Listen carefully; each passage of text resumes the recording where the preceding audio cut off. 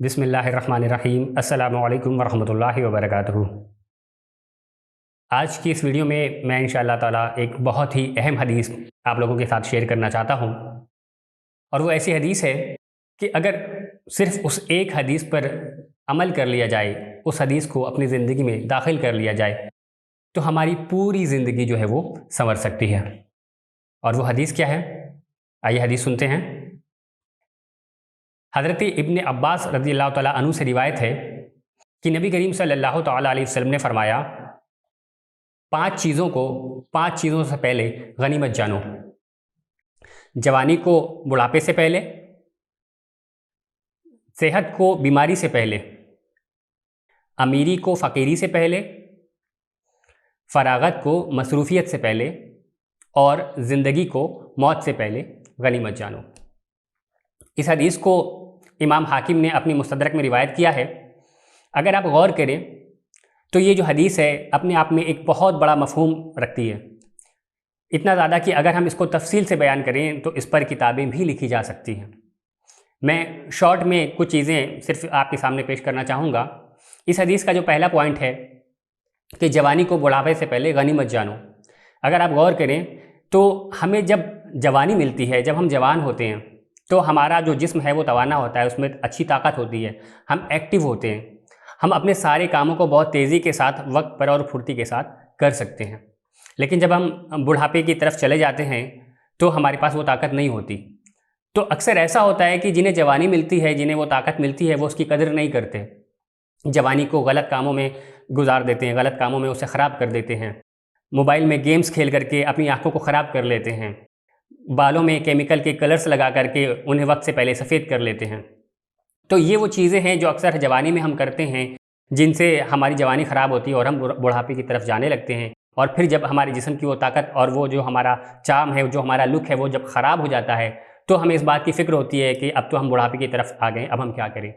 और ज़िंदगी में ऐसे बहुत सारे काम होते हैं जो वक्त पर यानी कि जवानी में ही कर लिए जाते हैं और कर लेने चाहिए। जैसे कि इल्म हासिल करना, ये जवानी में ही कर लेने वाला काम है कि हमें जवानी में इल्म हासिल कर लेना चाहिए। जो हमारी तालीम है, जो हमारा एजुकेशन सिस्टम है, चाहे वो कॉलेज की स्टडीज़ हो, स्कूल की स्टडीज़ हो या इस्लामिक स्टडीज़ हो, जो हमारा मज़हब हमें सिखाता है, वो हमें वक्त पर ही कर लेना चाहिए, क्योंकि बुढ़ापे में इसका हमें टाइम नहीं मिलता।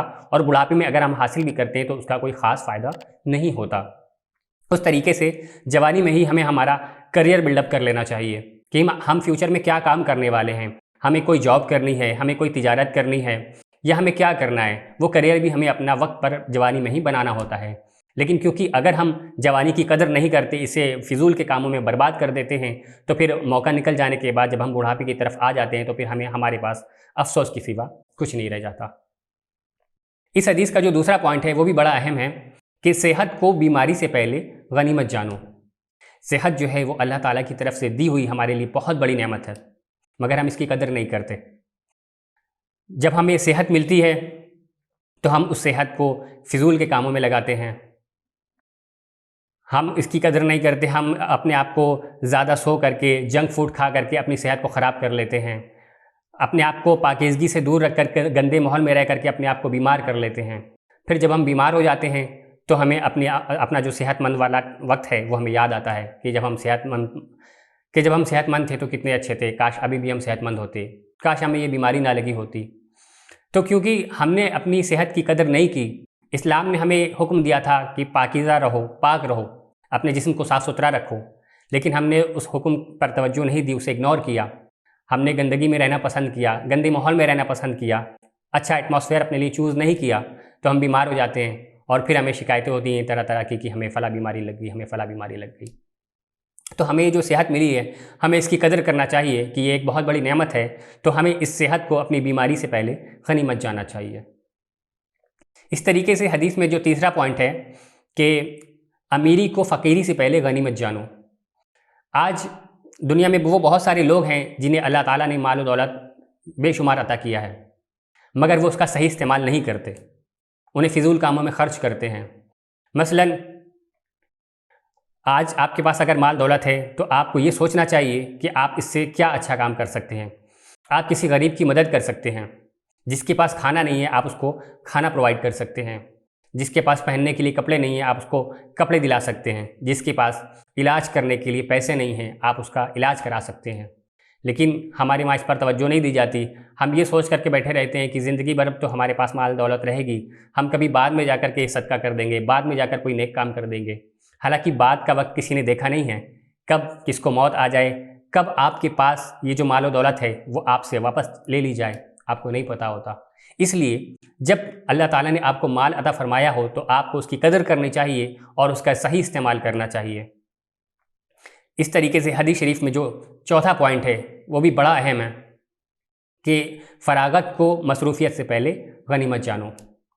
ये एक इतना बड़ा और अहम पॉइंट है कि इस पर आज दुनिया में बड़े बड़े इंटेलेक्चुअल्स जो हैं वो किताबें लिख रहे हैं, टाइम मैनेजमेंट पर किताबें लिख रहे हैं, और वो किताबें बेस्ट सेलिंग टैग्स के साथ पूरी दुनिया में लाखों कॉपीज़ के हिसाब से बिक रही हैं।